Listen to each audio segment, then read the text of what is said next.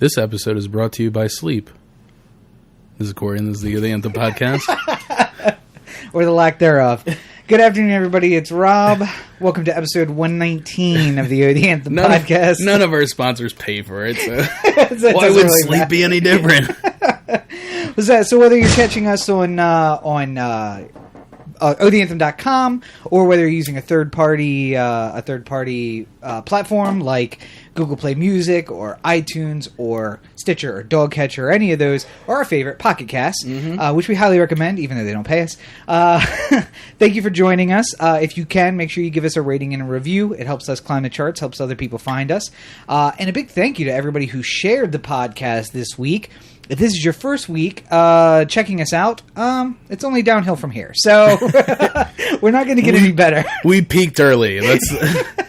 But you can find the full catalog of episodes at otheanthem.com. Hey, and while you're there, check out the Amazon link. Everybody's doing a little shopping on Amazon for the summer. It was Prime Week Prime Day last week. Yeah, so if you didn't, blow your full load there at during Prime Day, go to Amazon, click through the link at otheanthem.com. And hey, listen, if you're looking for something unique, there's no place better to shop than on the shop tab, merch tab, store. Yeah, at OTheAnthem. You'll figure it out. It's on there somewhere. And of course, if you are listening to the podcast, that's great. Welcome. You're already ignoring the first two rules of OTheAnthem, which is download, don't listen. But since you're here anyway, just keep in mind you're missing out on half the podcast, because this and every episode are available in video format at youtube.com/OTheAnthem. You'll see Cory sitting on the left-hand side of your screen with the sidebar to his right, your left, which allows you to select down to the portions of the podcast if you'd like to skip over me talking. And I, of course, am here on your right with our beautiful explanation screen, I suppose, in the middle. So go on over to YouTube and check out that video as well. Make sure you give us a like and a subscribe there. And if you subscribe to OTheAnthem, you can catch not only the podcast that we do, not only the bonus materials that we put up there, but also Herotics as it happens. And if you were already subscribed, you got the new episode this week. Absolutely. And join the mailing list, because you get it early. Oh, that's true, right. And so, there's a couple of ways to get early. One is to join the mailing list at otheanthem.com, and the second is to become our supporter on Patreon. Patreon.com/OTheAnthem helps support the network, helps keep the lights on, keep the bandwidth flowing, and it helps us produce more free content that we've been giving you, like the podcast and Herotics episodes. So, and after this week, I don't know how anybody is going to stop themselves from being a supporter, because this episode this week was intense. I'm glad that you. This is the first one that Rob couldn't actually be there for the actual film. He was producing from afar. Yes.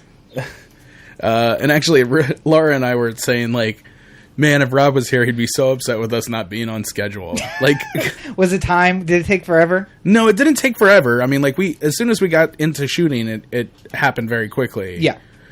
We had light issues with the sun not being cooperative. I got you. Yeah. And the other part was, like, we were playing with hue lights instead of God, why am I blanking now? Probably the lack of sleep. Not like the usual lighting that we use. Yeah. We were put hue bulbs in instead, which was okay. I like the effect of it, if nothing else. Well, I'll tell you this. I will give you a clip to put in the YouTube or in the video there. Mm-hmm. This will be an unedited, unaffected clip. Right. Just so you can get a sense for what I was doing all week and why I was staying up so late working on it. There was a very nasty flicker going on because of the hue lights. Oh. Because it's like the way LEDs work is just like it's quick flickers. Right, yeah. And it happens so quick that you can't see it when you're looking at it. But when it's happening on camera, it just like it looks like it's behind like a flickering light. And because you're shooting in HD, so it's actually recording faster than that light is flicking. Right. So, well, no, it's not recording faster than the light is flicking, but it's picking up the transitional, like the moments in between the flicking. Oh, okay. So, I mean, it was shooting at 29.97 frames a second. Mm-hmm. And this is flickering at a lot quicker of a rate, but things you got to do. Sometimes Sometimes you just pull up all your footage and you're just like, oh no, I'm ruined. And then you figure out a way to fix it. And I will repeat that we have made Herotics on a shoestring budget. Yeah. Many thanks to everybody who has helped us out with Herotics, including this week's actress, Alley Press. So thank you so much for helping us out. But imagine what we could do with the budget. That's really what I keep saying to myself. It's just like, it's insane. But well, the number one thing we could do with the budget, which I would appreciate, is paying people. Yes. Which I feel like we've gotten some great performances. Yeah, and you know, the way that we're ultimately like trying to subsidize this is by getting lots of views on it. So if you enjoy, please share, please like, please tell somebody. Yeah, the number one thing you can do, especially if you like the performances and you like the actors that we have, rip all of them onto a DVD, tie it to a brick, and throw it through somebody's window. Don't do that. We don't advise that. But liking and sharing it on Facebook and Twitter, which the links are available, both of those at OD Anthem, at OD Anthem on Twitter, Instagram, Facebook, all over the place. Share it on Facebook, share it on Twitter, share it on YouTube, all those places, because the more views we get, the more we have. That's how we're paying our actors, is based on our return from YouTube. So if any of these things go viral and they get picked up, then the actors from that episode are going to get the payday that they deserve for their performance. Yeah, so absolutely. So thank you again to Allie for coming through, and it was a fantastic episode, and hope that you guys enjoyed it. So. Yeah. But Cory has had a busy week. Not only did he shoot the Herotics episode this week, not only did he edit the Herotics episode this week, but he actually made a guest appearance on another podcast this week. To steal from the Fantasy Focus podcast, I committed pedultery this week. And sat in with Section 336. As Josh pointed out, it can't really be pedultery because we don't even talk about the Orioles anymore. So it's not really the same thing. Well, it's not that we. I would love nothing more than to talk about the Orioles, which is why I thought that it was such a treat to like sit in. I was just like, oh, an hour or so of Orioles talk. This is going to be great. But it was like, I was like, God, just Trump needs to stop doing stupid shit. Like, that's essentially what it is. Like, yeah. Because we like go through the week and I'm just like, I see Orioles things that I want to talk about. Like, you know, like Dylan Bundy, like first start. Like I'm excited about this. Yeah. But at the same time, I'm like, you know, Trump releases a logo where it looks like it's fucking. And then you're going to get to both of those. That's got to be something we talk about. But yeah, so if you are joining us because you heard Cory on the Section 336 podcast, thank you for joining us. We hope you enjoy this episode, and we are going to talk a little bit of Orioles because we're coming out of the All-Star break. Right. So, and obviously you guys did, if you want some really in-depth analysis with things like BABIP and BABIP and things that I don't understand, let me just give you a perspective. You don't understand BABIP? No. You want me to explain it to you? Nope, not even in like... It's called batting average on balls in play. Okay, so what I do is I go to the games and I enjoy it, and here's what happens every single season. So essentially what happens is they just take like when you actually make contact with the ball. Right. So take out strikeouts, walks, all those other things. Right. Just when you actually make contact and what your batting average is there. And then there's a base level, like sort of like, you know, 270 is a good hitter normally, like an average batting average. All right, fine, whatever. Sorry. Wow. No, but here's lost Rob for a second. But here's the problem: is that you love the statistics, and I love watching the game. So like we go to the games, and I thoroughly enjoy it. And I tell myself every single season, like I'm going to be in it. And thus far, the only season I've really stayed in the entire time was the one right when we were living in Ridley's Delight, right before I went to law school, where we were literally at 26 games of the 51 that they played at home before I left. Like, because we were there so often that I was in it almost twice a week. We were there at the ballpark, so I was like enveloped in it. Just one other thing before we move on from the time I did on Section 336 here. Big ups to Brian Pinter, who listened to what I said on the show and then wrote an article about what I said, which is a great thrill for me. Cory's literally a baseball genius. That'll be in the show notes. But yeah, I mean, like if any of the rest of you want to do that for anything else I say, feel free. Just go. In fact, if you want to go back a few episodes and find out those instances where Cory has said things that are hashtag socially acceptable racism and write a story about those, we welcome it. Or hashtag like socially acceptable homophobia. Also okay. Like anything. The guy on a bike. Yes, the guy on a bike. But no, so big thank you to Section 336 for having Cory. We do try to talk about the Orioles, but like I said, my problem is I dive in at the beginning of the season and I'm there at the end, but in the middle, especially like this year, presidential campaign, and last year it was Freddie Gray protest all summer long, and so all of this. I'm a political animal, and when that stuff comes up, I get so distracted that I get stuff from Cory like, "Hey, what time are you heading up today?" And I'm like, "It's Tuesday. We don't podcast today." And he's like, "Baseball," and I'm like, "Damn it." Okay. All right. I will run back to my house and get a jersey, and then I'll be up. So, I mean, I lose track of things. But we are heading into the second half of the season, though. Orioles are in first. 15 games over 500. Something like that. Something like that. 2-game lead in the East. Over Boston and Toronto. Right. So, a little bit of airs of 2014. I mean, kind of the same feeling. I mean, like we've been doing the same even year thing, where like we jump up a notch every single time. So hopefully this means that we get to World Series. That would be nice. Fingers crossed. Yeah. Of course, we would play the Giants and then we'd lose because they have an even year thing going on too. But, right.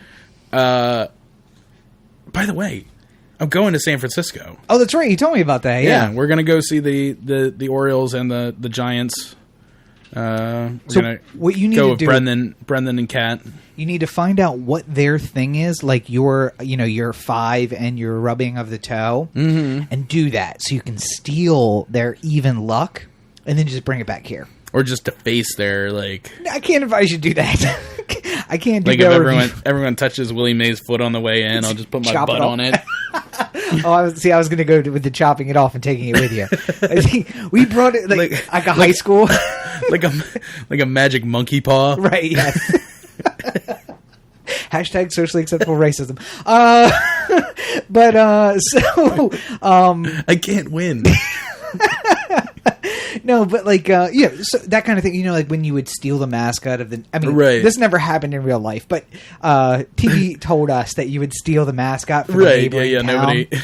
Nobody actually does that sort of thing. No, but that kind of, if you can do anything to steal their even year luck to add to ours, right? I think that's a good thing, no matter what. So consider it. Don't get yourself in any trouble, but if you can do it, do it.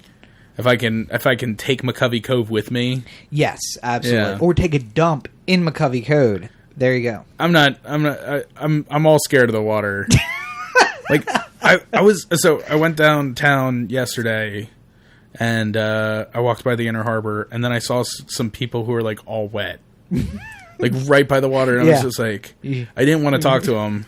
For fear that whatever they contracted is airborne. Did they go in the water though? I don't know.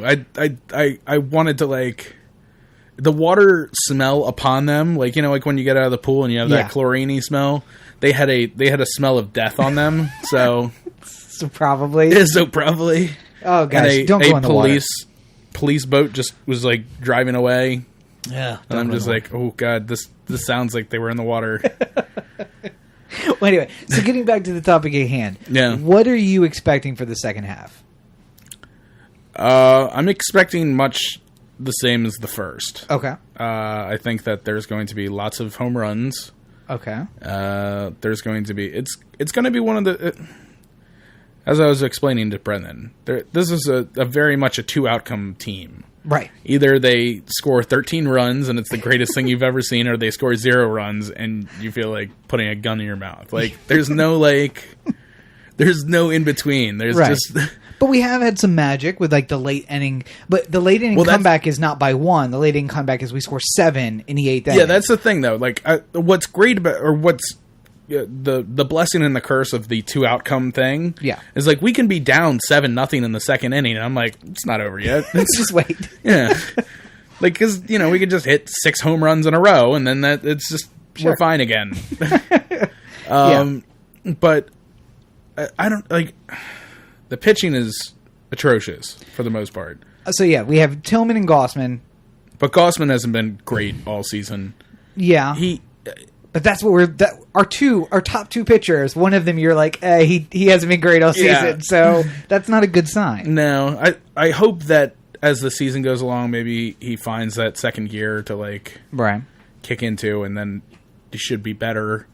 But Dylan Bundy's coming back in a starting position. Yeah, that one I'm not. Something tells me they're going to be piggybacking his starts. Okay, because he hasn't been on a. I mean, he's been on a starter schedule in the bullpen, but he's been throwing, like, I think the last time he threw it was, like, 50 or 60 pitches or something like that. Yeah, that's what they were saying, yeah. So, you can't imagine that he's going to go 100 pitches when he starts on Sunday.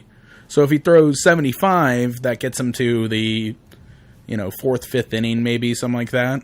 Or if there's 75 good pitches, Well, yeah, I mean, like, you could... There's a world, hypothetically, where 75 pitches could get you through 9 innings if you're judicious enough about them. But, something tells me that he's going to pitch, like, 4 2/3 innings, throw 70-some-odd pitches, and then they're going to bring in, Worley or Despondé to, like, pick up on the other half of the game. But if he can put together... And basically make two people... If he can put together a quality start, still superior to the Ubaldo 1 1/3 start. Well, if he can put up more than 4 good innings, I feel he's better off than putting Ubaldo back in there. Right. Because he's just... Ubaldo's lost it. I don't know... whatever magic he once had is just not there. And I knew this wasn't going to work out well, but nobody listens to me, so... Except for Brian Venter. There was some... You guys did a lot of trade talk about possible trades, so make sure you guys check out that episode of... The most recent episode of Section 336. Actually, I guess it'll be last week's episode of Section 336 when this posts. Well, we'll be ahead of them. Right. Oh, that's right. But only if you're listening right away, which obviously, why wouldn't you? But look at the one that's featuring Cory. Yeah. It should be pretty prominent. It'll be the one with the most views, let's be honest. So so check out that, because, I mean, you guys... the Anthem bump. You do talk about pitchers we can pick up in a trade. Yeah. And whether or not that's a possibility. Well, and to be fair, all that is wild speculation, too, though. Because, like, I was naming people that I didn't even see on, like, trade rumor lists. Right. But, I mean, essentially, no player in baseball is untouchable. If you want Mike Trout, you can get Mike Trout. Oh, yeah. It's going to cost you way more than you think Mike Trout is worth, but... But you can get him. Yeah, I mean, if you wanted to trade... if you had a really loaded farm system and you wanted to trade 10 best prospects for Mike Trout, like, feel free, but... And listen, we've proved that time and time again. Sammy Sosa, Albert Bell. If you want something... Ubaldo, if you want something, you can pay way too much for it. Right. Trade away way too much for it, and you can get it. Yeah. And then if they come to the Orioles, then they just fail. Right. So, Or if you're Jake Arrieta, you can fail here and then go elsewhere and throw two no-hitters. See, but I think Arrieta... I really think he just needed to change of scenery. I think we need to change our pitching staff. That's what we need to change. I don't know what it is, but he was a different guy once he left. Yeah. And I don't think if he was still on the team right now, he wouldn't be... He would still be the Jake Arrieta that we hated. He'd be better than, Ubaldo. But very true. Very true. I'm not saying he would be like... everybody wouldn't be like buying their Jake Arrieta Ace Cy Young shirts or anything right. I think he'd still be fair to middling. Well, okay, and so so the second half, there's a lot of good stuff to look forward to. Also, O'Day will be coming back theoretically, probably in August at some point. Again, you guys talked about that on Section 336, so I don't want to get into it too much. But any other things that people can look forward to for the second half? Well, what I'm most interested in is what adjustments are made by the other teams. Yeah. So the Yankees are essentially out, and the Rays are out because they're even further back than the Yankees. So we don't really have to worry about them mounting a comeback per se, but Boston just traded for Drew Pomerantz, who was an all-star, to shore up their rotation. Right. Toronto, I assume, is going to make some sort of trade to try and shore up theirs. There's so many people who need pitching and so little pitching to be had. Right. And what's Dan Duquette doing? What are we seeing? Anything? I honestly imagine that Dan's move is not going to be paying the outrageous market price for the pitchers that people make available at this point, like before the non-waiver trade deadline, but rather pick up somebody's contract on the other side. Okay. Because that's probably the best.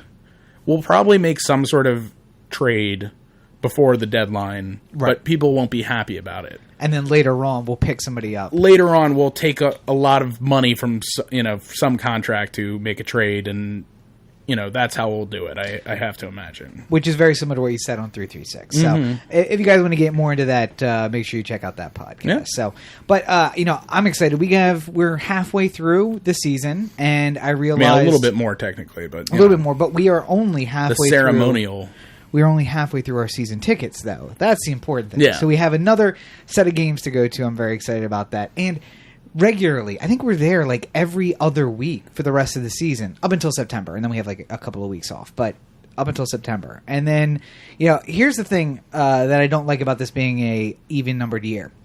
Talking about moving to California and the impact that may have on our planning, because I can tell you this, we talked about this briefly. I'm not moving in September if we're up by 10 games going to the playoffs, because the last thing I want to do is move to LA and then be like, wait, what? World Series? Okay. How much of my LA living expenses do I have to fly back and buy World Series tickets? Right, exactly. And I would just, so...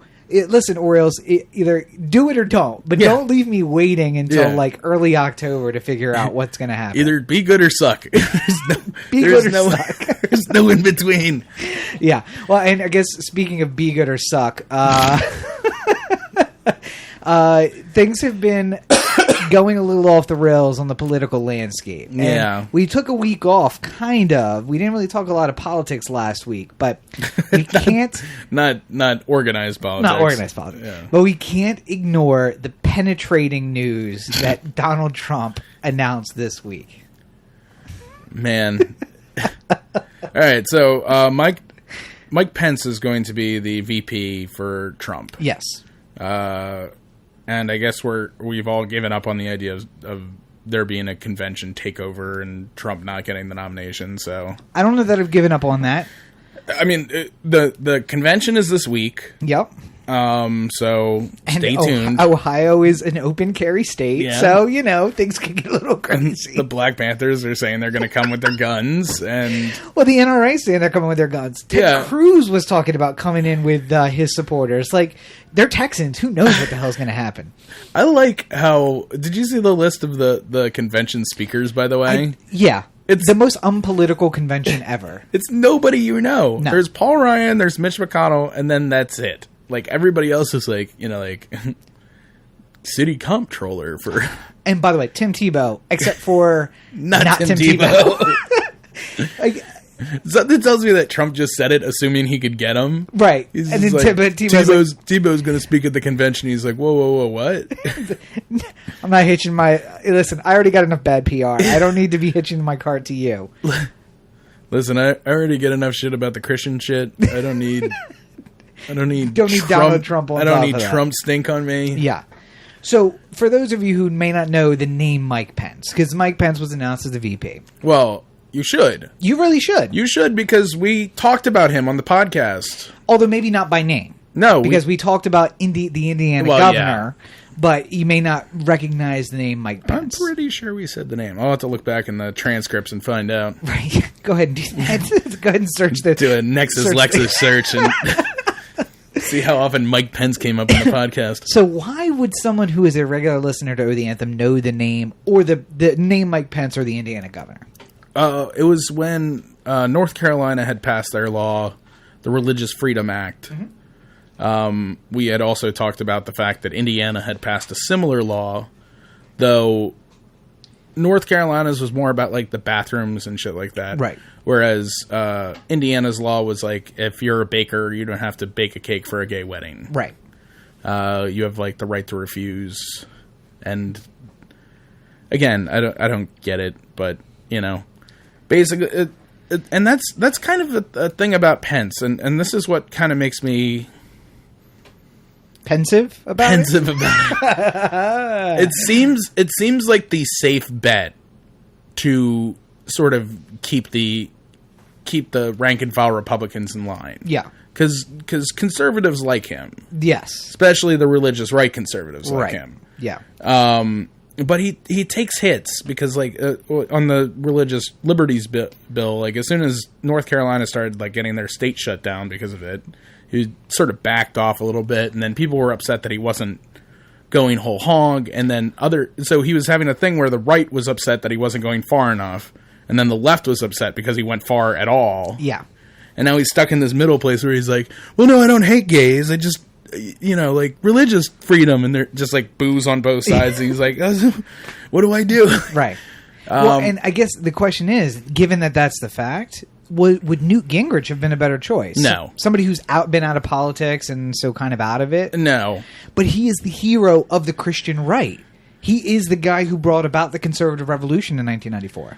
Yeah, but he's not... and the most ex-wives out of any presidential ticket in history. 94 is a fucking million years ago in election terms. Like, it's... And the fact that Gingrich hasn't been doing anything since then, other than... Tweeting, apparently. Tweeting or being on Fox News or whatever. Like, I mean, he hasn't, like, done... It's not like he's been Secretary of State or something like that. He's just been Newt.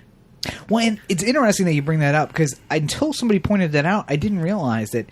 I mean, he was out of Congress in 98. By his own decision, he left. He gave up the speakership and he left. By his own decision, meaning he got caught up in a sex scandal and actually rolled out. So, not that he was going to lose... Peace? Yeah, he wasn't going to lose the office because of the sex scandal, but he didn't want the public embarrassment. Well, he might have lost the office when it came to the election. The election, right. So instead you leave on your own terms. But Bush did not give him a position, despite the fact that Bush was the Christian rights love child there.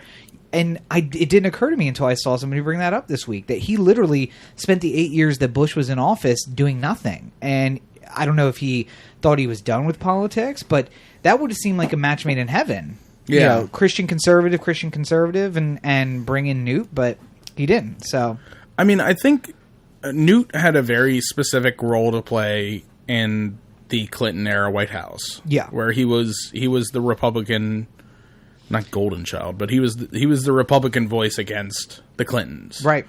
I think the thing is that if you aren't in politics all the time, then you don't know who Newt Gingrich is, and you don't, like... Right. Because it's been so long that nobody really, like...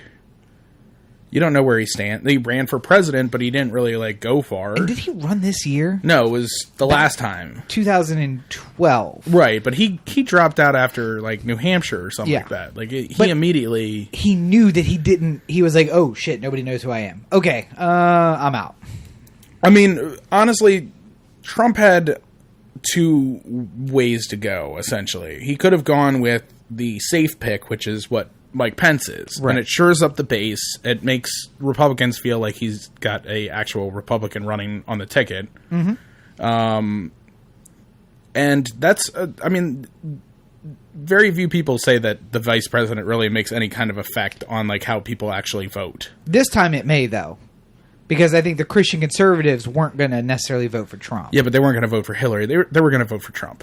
Unless Cruz jumps in late. I mean, there are a lot of X factors, like Cruz coming out of the right. Yeah, but I mean, Cruz would have to be on the ballot, and that's not too late. It's not too late. For most states, it is.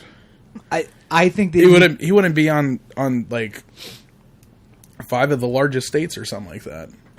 Because I know Texas is done. Yeah, but I think North Carolina's done. I think New York's done. I'm pretty sure California's done. I think you could petition. Well, here's the thing. Yes, you're right. In those states, they're closed. But let's say that they have a Tea Party candidate.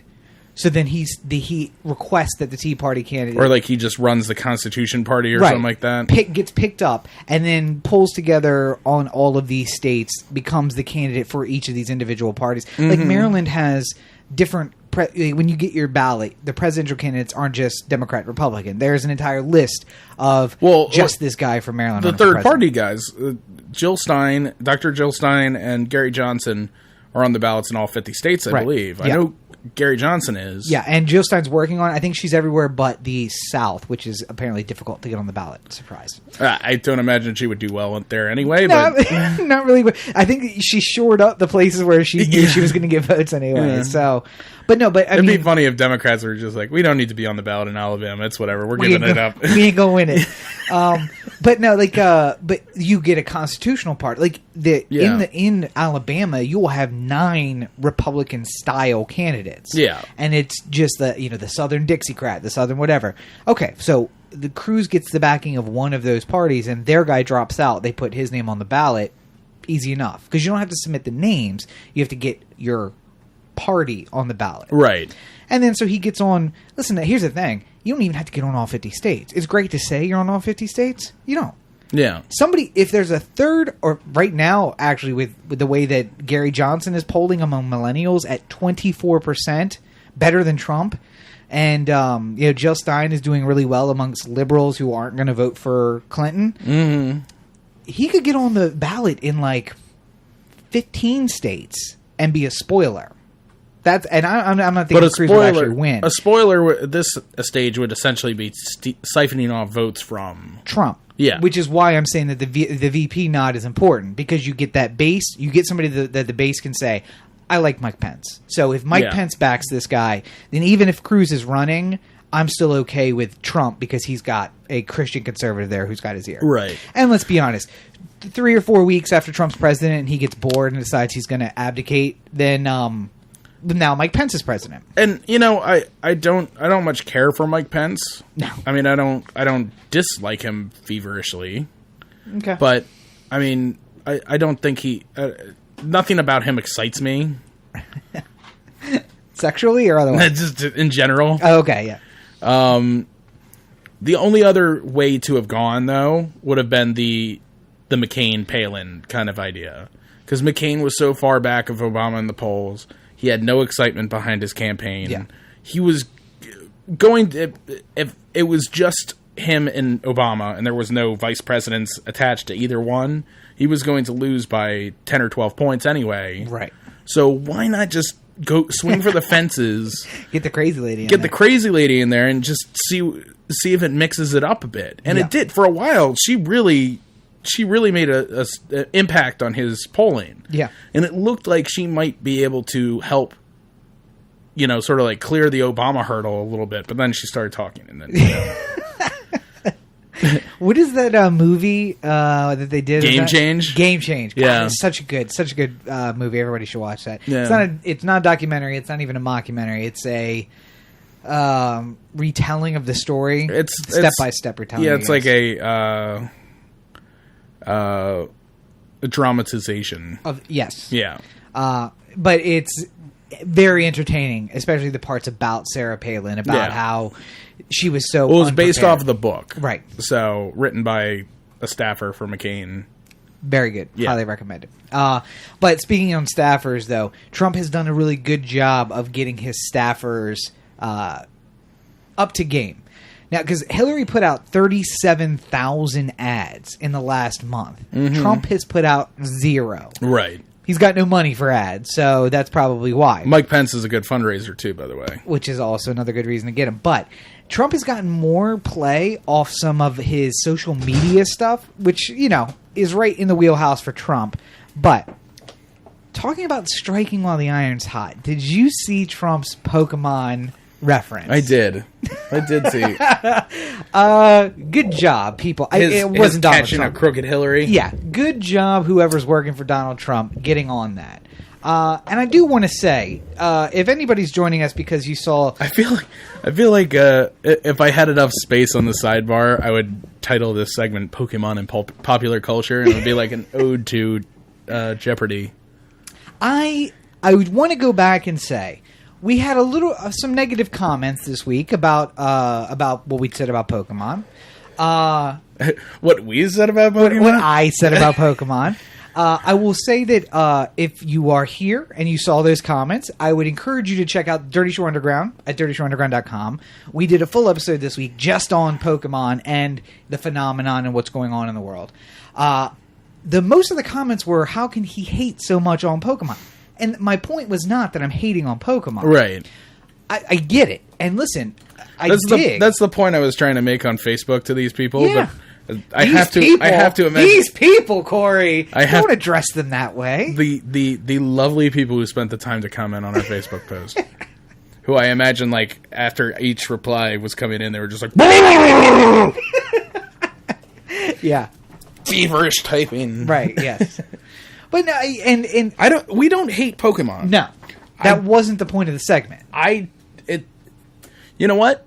I'm sure there's a lot of people who listen to this podcast who don't like sports. Right. Or don't like baseball. Yeah. So, when we were doing our Orioles talk earlier, they were like, oh, I don't care about this. That's why the sidebars are right over there. Oh, I know, but I'm saying, like, that's essentially where I am with, like, Pokemon. Like, I'm like, I never got into it. Yeah. And I'm sure it's fun, and a lot of people who like it a lot are telling me it's fun. Mm-hmm. I would potentially be interested in playing, but I'm not. I don't want to give up that much of my information to Nintendo. Right. After all those stories came out. But so our commentary wasn't negative. Right. It was inquisitive, perhaps, discussing how we didn't understand the phenomenon a little bit. It was also... Well, it was also, quote, if you're posting about Pokemon Go, I'm going to punch you in the face. Okay, so... it was a little bit negative. It was a little bit negative. But I think that people misunderstood me in thinking that I was saying that I don't care what they're doing. I definitely care that people are getting out and they're getting healthy and, that they are out walking. And so a suggestion that was made by Flash of the Anthem Alliance podcast, which you guys should all check out, anthemalliancepodcast.com.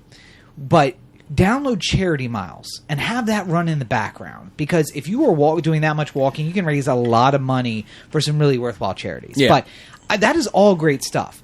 My problem is that I see somebody posting about Pokemon, and then I'm like, so what are your thoughts about Philando Castile? And they were like, stop making up words. And that's what was upsetting to me, that you are so focused on a game that you're missing out on what's going on in the real world. Right.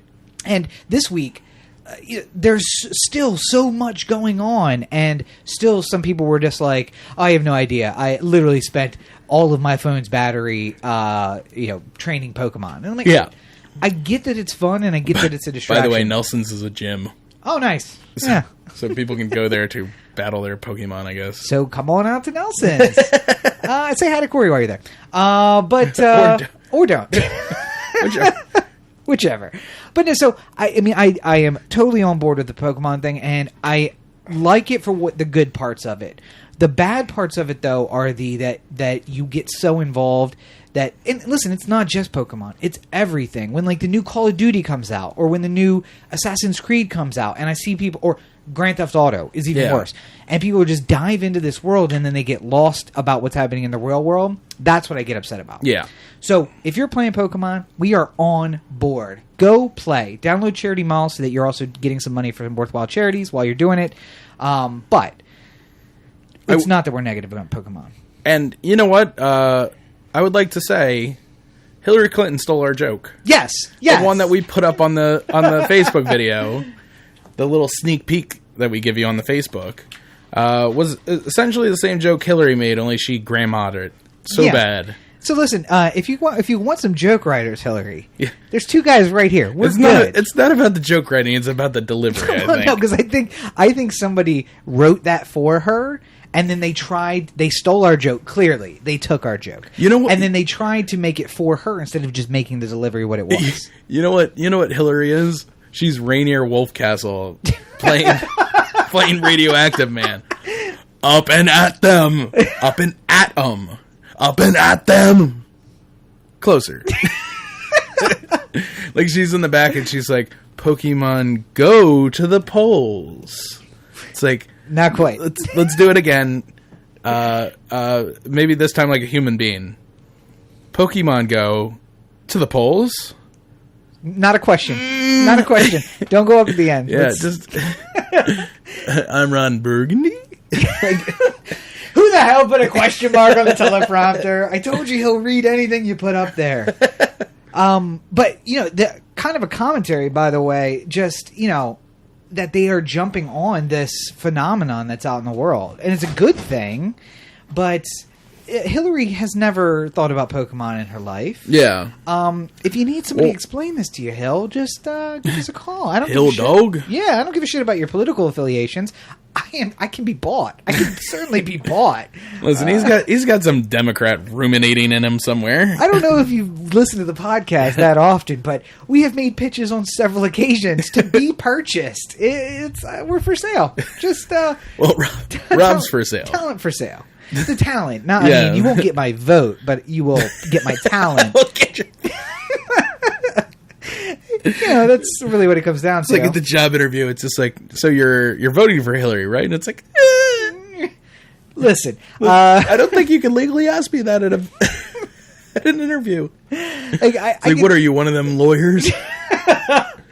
But no, listen, I can sell cigarettes, I can sell whiskey, I could sell whatever. I can work wherever I need to work. That doesn't mean I have to actually use your product. Right. I smoked Camels for a very long time, but I could sell Marlboros. I don't give a shit about that. Paychecks, as long as a paycheck cash, that's all I'm worried about. So, no. But Hillary herself had some big news, and we kind of glossed over it because of everything that was going on. I think everyone kind of glossed over it because... okay, so Bernie... No, Bernie supporters did not gloss over it. Bernie finally came around once... Is that what we're calling it? Yeah. Bernie valued the final remaining years of his life and... Political and otherwise. He supported Hillary. Endorsed Hillary, yeah. By the way... Is there anything... I'm sure this is going to be a hard picture to find, which is why I love throwing these out for you. Sure. But is there anything more, nerve-wracking and personally queasy feeling than, whenever... during the endorsement, Hillary at one point, had her arms, outstretched like an osprey. And she's like, aha! I did it! I got him! Right. It's nothing's more unnerving than seeing her with that smile and the arms out I've done something she's getting really good at standing behind people who are speaking on her behalf. Yeah. She's really, really good at it. She did really good at Bernie's thing too. And the knowing head nod. Right. And then the point into the crowd. Yeah, see you, brah. Yeah. But the Bernie bros lost their fucking mind when that happened. Listen, I love some political dissidents. Yes. And I would have loved nothing more than if, Bernie had, a press conference where he's just yo, fuck Hillary. Bernie for life, man. That would have been great. Personally, for me, I would have enjoyed it. But that's not how politics works. But other people didn't seem to understand that you can't just, hold a press conference and be yo, fuck Hillary, and then, leave. Interesting note for you. Yeah. It was told to me, and according to the set of rules that I found, that if you wish to contest the convention and wish to have your delegates sat, you cannot have an open, not have a non-endorsement pending the convention. Meaning that if someone has won a majority of the votes, that you must endorse them in order to have your delegates sat at the Democratic National Convention. Otherwise, they will not sit your delegates. Yeah. For fear of a contested convention. So, I proffer this to you. That Bernie, in fact, does not endorse Hillary. He's just doing it for the... Endorsed Hillary to make sure that his delegates will still get sat. And then at the convention tries to pull some sort of shenanigans and contest the convention at there while he's in Philadelphia. Well, I guess if he wanted to do that, there was news this week that upon a amount of review, I'm trying to figure out exactly how to say they didn't really check into it a lot, but they did enough so that Hillary's vote total in California went from a 12% win to a 7% win. Yeah. Almost instantaneously without any kind of digging. So there seems to be inconsistencies. Yeah, there seems to be something that you could go on if you wanted to Right. contest the convention. And keep in mind that the states don't have to finalize their numbers of delegates to the convention until just before the convention, which will not start until the 20th of July, I believe. So the Republican National Convention starts today, as you're listening to this, Tuesday. I mean, the good parts are on Thursday. Yeah, I mean... that's where the balloons are. Right. But the Democratic National Convention is the next week. If you want to hear a junior senator from Idaho talk, then tonight's the night you want to...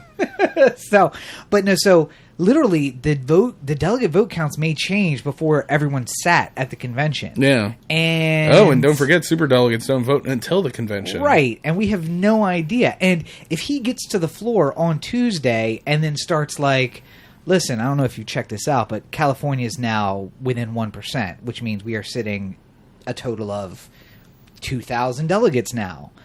So your vote's really going to make the difference. And I know I endorsed her, but in the end, I wouldn't say no. If you did, like if he's got people, listen, I'd still be president if you wanted me to. I'm just saying, So I mean, like if the rules are in fact that, which it seems to be based on my cursory examination, and they are that way to avoid a openly 68 contested convention. Well, now you're making me want to go back and like listen to his entire remarks to see like where he specifically said things like Hillary's the one who has to do this, or Hillary's the... I don't think that he did. I don't think he did. No, what he said was we all need to get together and stop Trump. Basically, it was a message of coming together and stopping the Republicans. Right. Which works really well if you're like, well, upon further review, I'm the one who needs to stop Donald Trump. So, contest the convention. More and more we've gotten closer to the conventions, the more I've realized that like I'm just like... if Bernie was running, I'd vote for him. Yeah. Without Bernie, I'm not voting for Hillary. I'm not voting for Trump. Like, I just can't do it. Remember, you can write in Robert Cheek, that's Cheek, yeah, on your ballots in November. I'm sure he's totally legal. For chairman. Listen, if Ted Cruz can run for president and not be a citizen, my age should not matter. How about this? Vote for me now. Listen, and 3 years in, when I turn 35, then I'll take the seat. We'll just keep it empty for a little while. Listen, we need to be single for a couple years and find ourselves, and then I'll take the seat when I turn 35. I'd like to imagine, though, that if you actually just, like, launched a full-on campaign, you'd just be mired in all this hot Pokemon talk. Listen, I got too many skeletons to launch a full-out campaign. This needs to be a guerrilla-style campaign. Pokemon, police, like... We're not even out of the P's and there's problems, all right? The hatred is tough. Yeah. But it's I don't know what his motivation is, but I'm saying that could be part of it. Yeah. And the hatred we're getting, like, the Democratic Party is not going to come together. The Bernie bros are solidly on the I will never vote for Hillary train. And then the Hillary supporters are saying, so you're going to vote for Trump, you traitors? And then I'm like, yeah, that's not the only option. Yeah. And maybe hold back, because, by the way, calling them traitors and racist, not the way to get them to vote for your girl. Yeah. Sorry. Fuck you guys. It's like, all right, well, whatever. Maybe we will vote for Trump then. But yeah, what was I going to say? Oh, the technology. Both the camps are using technology. You were telling me that Hillary actually had to get briefed on what Pokemon was on the plane before she made her unfortunate Pokemon joke, which was ripped off from us. By the way, just to repeat, ripped off from us. I'm sure whoever wrote the joke for her is a loyal listener. Of course, yeah. At which point, why don't just have Hillary on the podcast? We've said nothing unkind about her in the last 5 minutes. Not even that. No, we haven't said anything unkind. No, I'm not sure. Sorry. We haven't said anything untrue in the last couple of minutes. Or ever. Might be unkind, but it's not untrue. Go back and check. We do really good interviews. They're thorough. They may not be always the kindest, but we get in and we tell the truth. So there's that. Yeah. We do kind interviews. They're not softball interviews, though. We ask tough questions. No, we don't. We certainly don't. Who's the one? Hannity these interviews. No, absolutely not. So, But yeah, so apparently they had to sit the secretary down and explain to her what Pokemon was for this reference she was going to make in her speech. Never a good start to a joke, by the way. Explaining the premise to someone, never good. Hey, Hillary, I just wanted to explain to you what this Pokemon thing is. It's just like, is this a new religion forming in the Middle East? No, it's a game that kids are playing. Nice. It's not a beer, just for anybody asking. Rob's becoming a monster. No, so Secretary Clinton is being briefed on Pokemon. Mm-hmm. We had an announcement of a vice presidential candidate through Twitter. Yep. And the Democrats are talking about their sit-in on Periscope. We had someone, Facebook Live, contact with a police officer, which resulted in the death of someone. Mm-hmm. Insane. And the president of Turkey FaceTimed to a news agency in Europe somewhere, I think Al Jazeera, wherever their Europe bureau is, to let everybody know what was going on in his country. The world has gone insane. Yeah. And I asked this question to you earlier. What is the point of real media anymore? Yeah. Because everything's on Twitter. That's where I get my news from Twitter. Well, I mean, when I get... Here's the point of real media. There has to be a place for serious people to be. I think is the point. Like Roger Ailes, or... No, I mean, the real serious... So, like, you know, like... The Young Turks do better newscasting, news representation than anyone else, and they're online. True, but I mean, like... I'm not dissuading that point, but I'm saying, like, there's voices in old media, and old media, by the way, is not...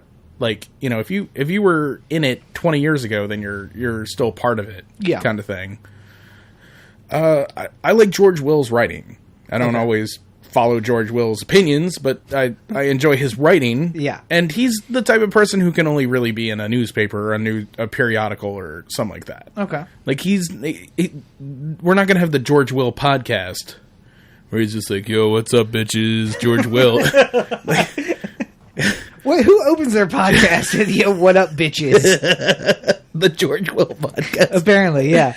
But, you know, like, I feel like honest newsmen, like, are served at a good paper. Okay. And that's what I was saying. Fenton, I follow Justin Fenton on Twitter. Right. I have never read the Baltimore Sun and read his story, but I realize that the Baltimore Sun pays his paycheck, which allows him to tweet out the news that I want to see. Right. The reason that he is on the scene of the police shooting is because the Baltimore Sun sends him out there. And then he tweets to update, and then I get the news from him via Twitter. Yeah. And, you know, there's other writers of the Sun. Yeah. Who do a great job. What's that? I follow Rector Sun as well. Mm-hmm. If you want great news, those two guys in the city of Baltimore, basically... As far as crime goes. Yeah. Yeah. And Jane Miller, WBAL, she also is great on tweets. She's not a twit. She's great with tweets. How do you miss that? I don't know. It's been a long day thus far. You don't even have the lack of sleep that I do. No. Yeah. But so the thing is, it's weird that we are in this transition where traditional news media is paying these people, right? And something I heard today, the laundry folders. Have you ever heard that reference before? No. So somebody on Script Notes was saying that on the page was saying that network TV is meant for laundry folders, that you have to have characters say everything instead of just the way that HBO does it, which is a lot of looks and a lot of showing things instead. Yeah. Because while you're folding laundry and watching TV, you're not paying attention. So the characters have to say obvious things to each other so that you can follow along without paying attention. When the sitcom people go like, I'm coming in the room now. I hope nobody's doing anything. Yeah, right. Like and it gives you the hint to look at the TV right before the joke happens or whatever. Right. And that's when they open the door and you get a laugh track of the two people who aren't supposed to be having sex. Right. And you're just like, no! But they're not having sex. They're under the covers, Yeah. the L-shaped covers that allow the man to have his chest out and the girl to be covered up to her neck. Yeah. Because that makes sense. But yeah, no, so... Because that's how people sleep. Right. So the laundry folders need their news the way that they traditionally get it. Baltimore Sun and BAL at 4, 5, 6, 7:30, 9:30, 11:30, 4 a.m., 5 a.m., 6 a.m., 7 a.m., whatever ridiculous schedule they have for news now. And those, because of them, thank you, laundry folders, because you're paying the paychecks of the people who are giving me my news as it happens on Twitter. You want to wait till 6 o'clock to see it. But part of the problem is, though, is that I want to have this, like fourth estate media still. Right. Because as we've seen from reporters online, the threshold is not there the same way. Well, for those guys it is. That gal we were talking about in the pre-roll, she doesn't have the same responsibility to actually check her sources or get multiple sources or even call anybody before she says anything. Great commentary about some newsmakers on the pre-roll. So if you are not a supporter on Patreon, you're missing out on some excellent pre-roll footage. So make sure you check that out. Patreon.com, patreon.com /O the Anthem. Sign up to be a supporter and make sure you get the level that allows you to get the pre-roll, because you're missing out on some excellent, some wide-ranging topics of conversation, from writing to that See You Next Tuesday who's on Facebook. So, but so and I get that, and I think that the news media, the ones who are in the real media, take that journalistic integrity to Twitter and Facebook. Right. So I think that it's a good balance. And the Young Turks, even though they're not in the traditional real media, have that journalistic integrity. The problem is that the girl sitting in front of the green screen looks a lot like the Young Turks woman sitting in front of the green screen. So it's easy for us to get confused about what's real journalism and not. And it takes so long for you to realize whether or not somebody is a journalist or not. Right. Yeah. Because you can put up a good front. I could write up blog posts every week where it's just Slugline, Baltimore. Mm-hmm. This week the mayor said this. And I could just make up everything. And people would repost it and repost it. Be like, can you believe what the fuck the mayor said? And here's the thing, she might not even know that she's yelling at somebody in the hallway, like, how did this get out? It's you didn't say that. It's oh. Okay. What can we do? Nothing. I want this guy's head. What can we do? Nothing. It's the internet. Shit. But, so speaking of stuff that's gotten out, a breaking story that I want to touch on, but we have almost no information whatsoever, which is this afternoon, right before we began broadcasting, apparently Turkey, the country of Turkey, not the animal or the Thanksgiving meal. Or the sandwich.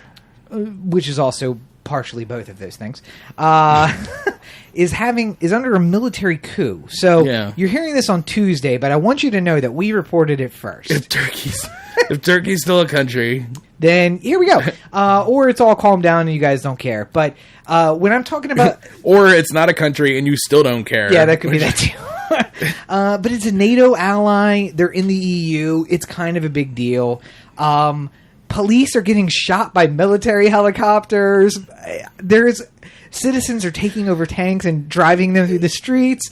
Tanks are running over cars and people. It is insane. But these thoughts are mine and mine alone, and they're not those of the Anthem or Cory at all. This is what's possible, people. That the citizens have basically stood up and said, we are not going to allow this kind of military takeover, and when you get abusive, we take it back. Yeah. So the military stood up and said, we're going to take over, and it's weird for me to say that, but the military there is kind of like the police. There is no real police force. The national police are the president's personal military, and the military is its own separate thing. But when it came down to the citizens fighting for their own country, they took over tanks, they shot at helicopters, they said, we're taking it back. So learn lessons. But things are going on, and it's crazy. And if you enjoy Pokemon Go, do that 23 hours a day. But that one extra hour, try to stay up on what's going on in the world. Yeah. Turkey is going crazy. Things are going crazy in Turkey, so... And I like the dental J Trump tweet. Damn it! I really wanted that to be real. There's still a chance that it is. By the time Tuesday rolls, there's a lot of time for Trump to tweet. There's still a chance that it becomes. So wait, what was the dental? What's so funny is like so often I see like a fake Trump tweet, and I'm just like, haha, that's funny. That is what he would say, but he's not going to because he's an experienced politician. And then 5 minutes later, Donald J. Trump tweets like real Donald J. Trump. It says like, Turkey trying to take its country back. Yeah, just so like we are in America. The weird thing about Donald Trump is that the parody accounts and the real account hard to like. When you see an Onion story, you're like, "Oh, Onion, that's funny." Well, you can't do that with Donald Trump. Who knows? It could be him. I mean, with the Onion, like if you saw like a Hillary Clinton article on the Onion, you would like go like, ah ha ha. Gotcha. Yeah, it's funny. Good for you guys. Hillary rips the head off gerbil and sucks its blood for sustenance. It's like, ah ha ha, the Onion on top of it again. And then you read an article where it's just like Trump punches pregnant woman in the belly and says enough of that. And it's just like you're like you got to check. You got to be like, is this the Onion or is this a legitimate news source? Oh shit! It's ABC. Yeah. Oh fuck. Oh fuck. Yeah. So a parody account there's no way this ends well, or it's Trump and it doesn't even matter. Yeah. Shoot somebody on Fifth Avenue. But there was a parody that's at real Donald J. Trump that said, "Look what's happening in Turkey. They're taking their country back, just like we're going to take back the U.S. in November." And everybody started being like, oh my God, does he not know what a military coup is? And that reaction is legitimate because I could fully expect Donald Trump to say that. Yeah. Like, that is ridiculous. I mean, he tweeted about Scotland after the Brexit. Just have without a headache. Any kind of... It's just crazy. It's nuts that he's allowed a Twitter account. Somebody take his phone away from him, please. If my 13-year-old tweeted some of the things he did, their parents would be like, okay, that's enough of that. No more. You've lost that privilege. No more. Yeah. We need to put a filter on, okay? Listen, Big Sexy 276, we're done with your twittering. You tell me what you want to tweet. I'll type it out. If it's appropriate, it'll get sent, okay?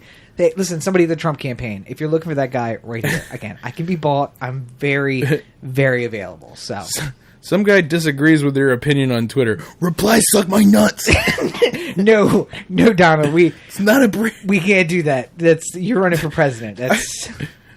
I can't wait. You remember when there was like a brief moment where Hillary replied to one of Trump's tweets with "delete your account." Yeah. And for like 5 minutes, it was like, Hillary's so funny. How much do you want to bet that there at some point there's going to be like a Hillary tweet where it's just like, period, Donald Trump thinks that, Muslims should be sent back or blah, blah, blah, blah, blah. And then just Trump, just direct reply goes like, suck my dick or something like that. We have plenty of time until November for that to work out. I'm pretty sure it's going to happen. I'm pretty sure at some point he's just going to be on Twitter, like, scrolling through. He's going to be like, Hillary said what? Drink in one hand, just like, oh, this bitch. All right. Suck it, Hillary. Immediately deleted. Like, don't worry, I deleted it. Mr. Trump, that's not how the internet works. It's all over the place. She can delete 30,000 emails. I can't delete one suck my dick tweet. Oh! That's the lead line the next day. All right, so before we get out of here, though, I do want to talk a little bit of local news because it's going to be happening this week. But, and by it's going to be happening this week, you mean there's going to be 4 protesters outside of the courthouse and 40,000 police officers in riot gear preparing for the torment. If in fact the city survives this weekend, because Black Rage. So for all of those people who may be listening to us from the safety of their underground bunkers, the world is okay. We've survived. I hope you enjoyed the Black Rage. Yeah. So taking it down to the Baltimore corner, where you get the straight to. Yes, indeed. So when you're listening to this on Tuesday, because why wouldn't you? The Rice trial has ended. Yeah, he's been acquitted. Judge Williams, we're going to call it. Judge Williams has acquitted Rice on all charges. You don't need to waste the time reading the opinion, because essentially what Judge Wilson over the weekend did was... Williams did over the weekend was he opened up the document that has Rice verdict on it, and he opened up a new document... the Goodson verdict, And then he opened up a document that says titled Rice Verdict, and he copied and pasted, and then he did a find and replace Goodson Rice, and done. Yeah. And so now he's good to go. So don't bother reading it because it's going to be the same thing. I like how you remember how we talked about how this is their opportunity, the state's attorney's office opportunity, to take this constructive feedback from a judge, the same one who's going to hear all of the cases. The same one who's going to hear the next case, and apply it to the next case. And if you're going to waste money by just doing the same exact strategy for every single trial, why don't you just stop? Right. Why don't you just pull back the rest of the charges, just walk away? No one to fold him, no one to hold him, you know? The argument largely on this case seems to be he's a supervisor, so he should know better. So he should know the rules. But I think we've learned throughout this entire trial, no, you don't need to know the rules. Nope. It doesn't matter, no matter... It could be the guy who wrote the rules who broke Freddie Gray's leg and snapped his neck. It does not matter.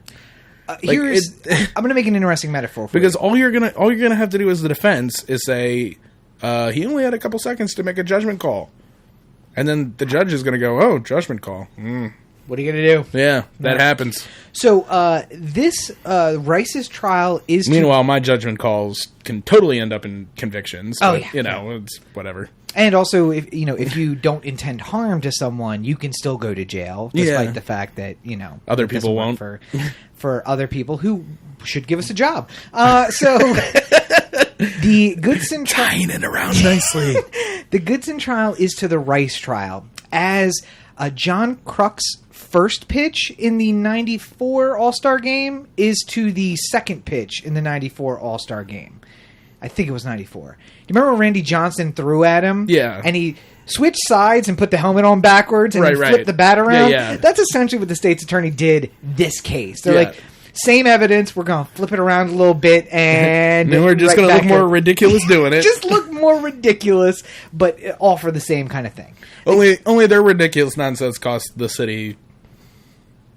untold millions. $200,000 probably on this trial on billable hours. Oh, and they're continuing with the other ones too. Don't get that. Oh yeah, wrong. I'm just saying. I'm just saying this one trial. Yeah. I mean, we could have fixed a road or any of the sinkholes. Fixed the Mayhair. Any of the 6 sinkholes that opened up in the last 2 weeks, in the city of Baltimore. No, we need to put this man on trial. Imagine if a sinkhole opened up during Artscape.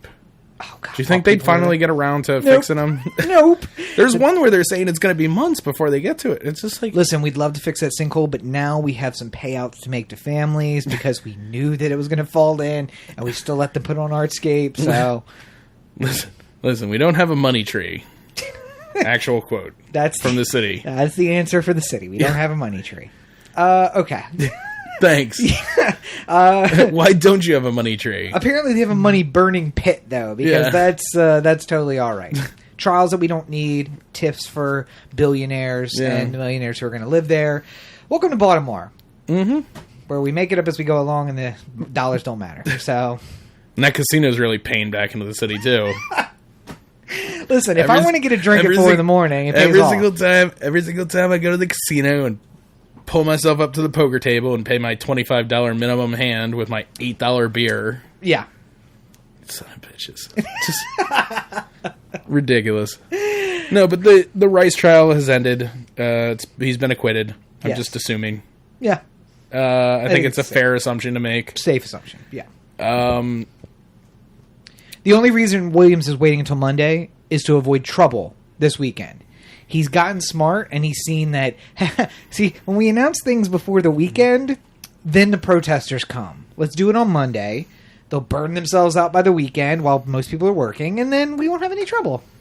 All 40 of them. Yeah. With the 4 police helicopters. Yeah, sure, let's do it. Circling overhead. Oh, God. I've been thinking about it a lot this week with the conversation we had last podcast. Yeah. And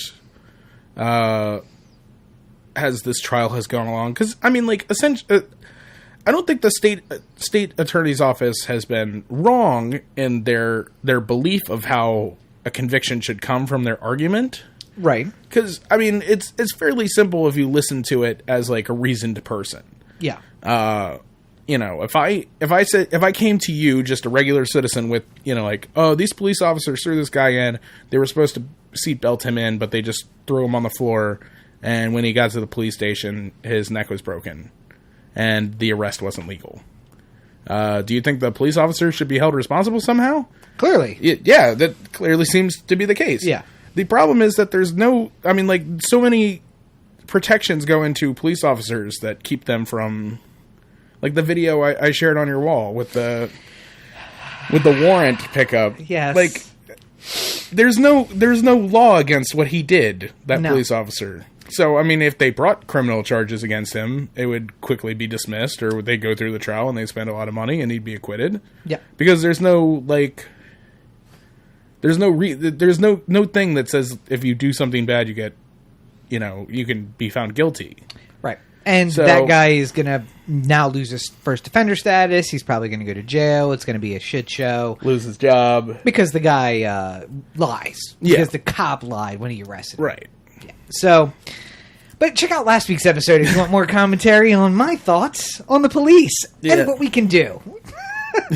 I'm going to try and avoid treason in 2 separate episodes. So, back-to-back episodes anyway. Yeah. I think you can find plenty of that on the way through the catalog of episodes. Is there anything else? No, I think that was it. No, there is something else. What's that? TheAnthem.com, Cory at TheAnthem.com, The Anthem on Facebook, Twitter, Instagram, and the listener line, 443-219-7595. What's that number again? 443-219-7595. Oh, god damn, I'm so tired. 443-219-7595. And if you're one of the people who commented on YouTube, commented on Facebook, and you want to be a part of the show, you want us to bring it in, just leave a very offensive voicemail on the thing where it's just like, you both suck, and I hate you, and your dicks are funny. And then we'll just play it, and we'll talk about it. We will play it in its entirety. Yeah. We have no fear of the things you may say. Trust me, after what I said last episode, you think there's anything that you're going to say that I'm going to find offensive? Yeah. Come on. But you can find me on all your social networks at Robert N. Cheek. Make sure you check out robertncheek.com for links to my political blog, where you'll find more of that nonsense, the news website, and, of course, the links to find my books, which are available on Amazon. Buy Rob's books. Thank you, sir. And, of course, make sure you check out OTheAnthem.com for the merch. The merch is available at the store on O The Anthem. And make sure you sign up for the mailing list that's available there. And it seems like I'm going to have a little bit more time on my hands this week. So maybe there's a shirt or two that gets added to the... So look for the new merch at the store.